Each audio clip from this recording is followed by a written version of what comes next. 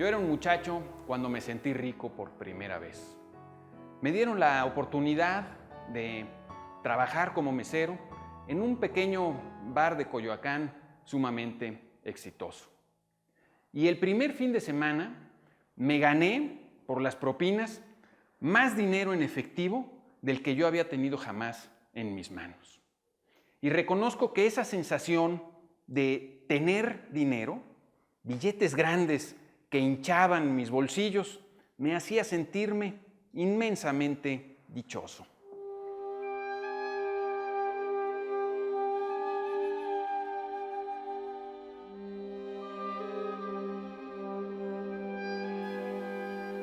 No sabemos muy bien qué es el dinero, pero entre otras cosas, el dinero es una promesa de satisfacción de los deseos y esa promesa puede abrir un horizonte muy reconfortante. Para mí, en aquel entonces, se trataba no solo de deseos elementales como la comida y la compra de objetos, sino del deseo de decidir con autonomía, por mí mismo, a dónde ir, qué hacer y en general en qué intercambiar mi dinero. Era como saltar de la dependencia a la independencia. Así que sería altamente hipócrita de mi parte negar que el dinero, en ciertas circunstancias, produce una felicidad auténtica, legítima e intensa.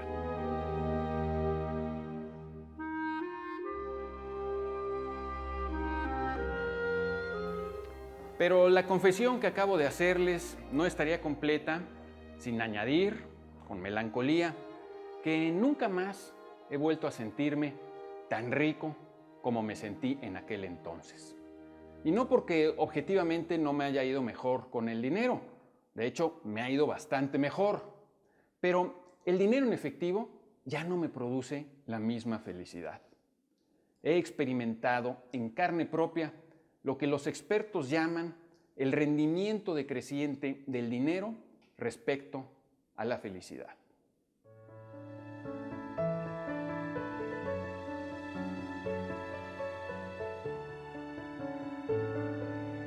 Pero dejémonos de confesiones personales y vayamos a realidades estadísticas que nos ayudarán a echar más luz sobre la relación del dinero con la felicidad.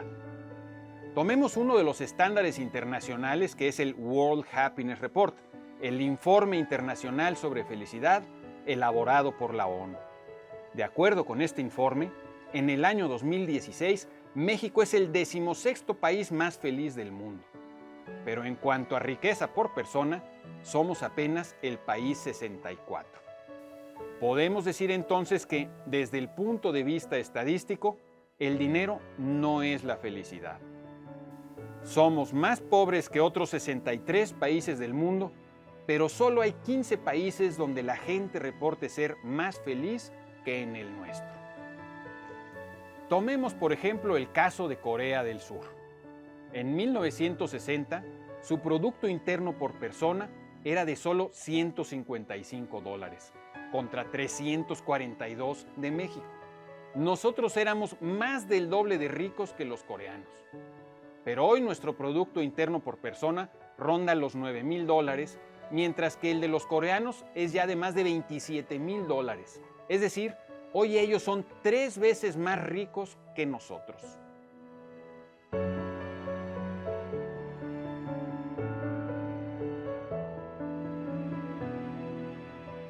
Sin embargo, los coreanos no son más felices que los mexicanos. De hecho, Corea del Sur ocupa el lugar 58 en la lista de felicidad de los países. Pero, además, según algunos estudios, los coreanos de hoy no son más felices que los coreanos de 1960.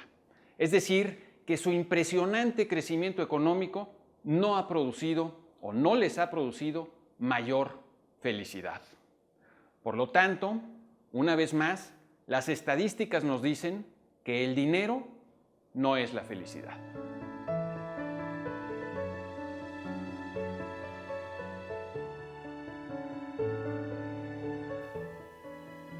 Pero esta conclusión apresurada no nos debe llevar tampoco a la conclusión de que la pobreza es mejor que la riqueza. Desde luego, no lo es.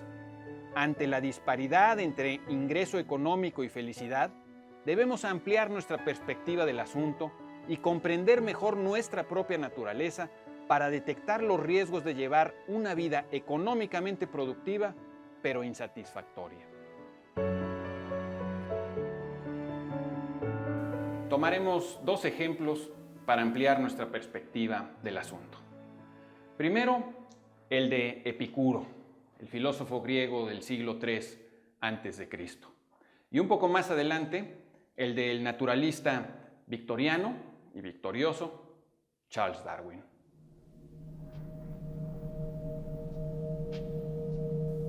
Epicuro decía que el mayor objetivo de la vida es el placer que él identificaba con la felicidad. En este sentido, nuestra época es altamente epicureísta. Pero Epicuro prevenía a sus alumnos contra la persecución desordenada de los placeres. Los excesos, decía, eran reprobables porque a la larga costaban muy caro y producían molestias e infelicidades más grandes y más duraderas que los breves momentos de placer. La vida tenía un ritmo y el placer también debería tenerlo. Por eso Rubén Darío, en una serie de poemas llamados Las ánforas de Epicuro, se refirió a ese ritmo vital que es el que también, según el poeta, deben seguir los versos y canciones. Ama tu ritmo y ritma tus acciones bajo su ley, así como tus versos.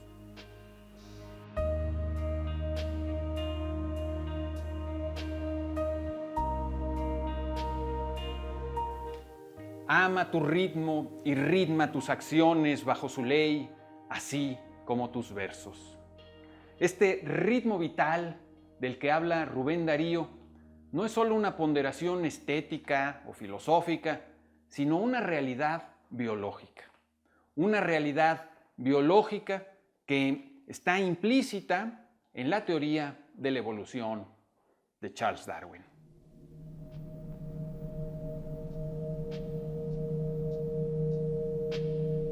La evolución ha favorecido que los organismos complejos busquen constantemente satisfacer sus distintas necesidades. Sentimos hambre a menudo porque debemos comer a menudo, y el hambre es el mejor recordatorio y estímulo que existe para que busquemos comida. Y cuando comemos, o cuando satisfacemos otra de nuestras necesidades básicas, sentimos placer, que es el premio que nuestra naturaleza nos otorga para indicarnos que vamos bien, que estamos satisfaciendo una necesidad.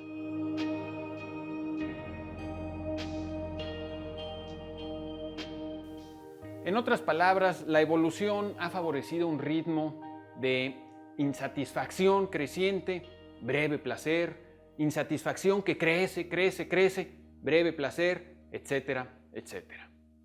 Si un animal viviera periodos de placer demasiado prolongados, o si su insatisfacción fuera para él apenas perceptible, el animal no se esforzaría al máximo por satisfacer todas sus necesidades.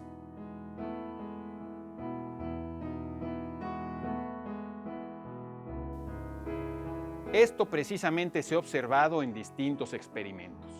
Por ejemplo, a unas ratas se les conectaron electrodos que les permitían sentir un placer intensísimo sin necesidad de hacer otra cosa que oprimir un pedal. Las ratas aprendieron a oprimir el pedal y dejaron de hacer todo lo demás que suele hacer una rata, incluso comer. Las ratas oprimían el pedal que las llenaba de placer hasta que caían muertas de inanición. Es necesario, pues, mantener un ritmo adecuado entre nuestros picos de placer y nuestras mesetas de insatisfacción. Llevar una vida de constante placer y casi totalmente exenta de dolor será más fácil que nunca en el siglo XXI, pero será igualmente peligroso. Nuestra evolución no nos preparó para el bombardeo constante de estímulos sensoriales al que estamos expuestos en la era digital, quizá con mayor riesgo del que muchos se imaginan. Y sobre todo, necesitamos seguirnos sintiendo insatisfechos con los problemas de este mundo para que abordemos sus soluciones con ahínco. Pero volvamos a nuestro tema central, el rendimiento decreciente del dinero respecto a la felicidad. E intentemos explicar por qué los coreanos no son más felices que los mexicanos y por qué los coreanos de hoy no son más felices que los de 1960 si son muchísimo más ricos.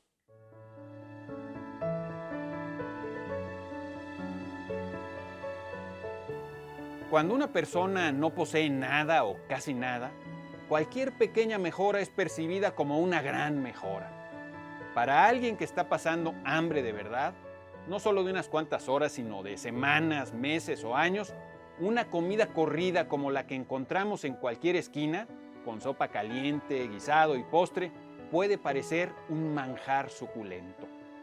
Como dice Teresa Panza en El Quijote, la mejor salsa del mundo es la hambre.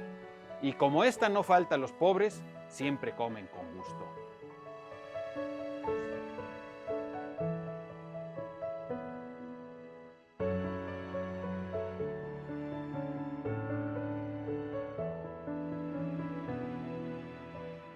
Pero la solución, desde luego, no es la pobreza. Cuando se vive en pobreza extrema, la tristeza es abrumadora, el dolor muy grande y el placer demasiado escaso. Para quienes ganan menos de $1 al día, que es aproximadamente la definición técnica de lo que es la pobreza extrema, $1 más de ingreso diario aumenta notablemente sus posibilidades de alimentarse, de no enfermarse y de no sucumbir. Pero en la medida en que ascendemos a la clase media y comenzamos a vivir en una cultura más del desperdicio que de la escasez, cada $1 extra va haciendo menos y menos diferencia. Es decir, el dinero tiene rendimientos decrecientes. Por esto, pero no solo por esto, hace sentido que los gobiernos apoyen, antes que a nadie, a quienes están en los niveles más bajos de ingreso económico. Por desgracia, estas personas suelen tener poca voz y poca influencia, de manera que el grueso de los recursos que administra y reparte el gobierno no van a dar a donde generarían mayor felicidad y tendrían un mayor impacto, sino a los sectores medios e incluso altos, donde cada peso hace menos y menos diferencia.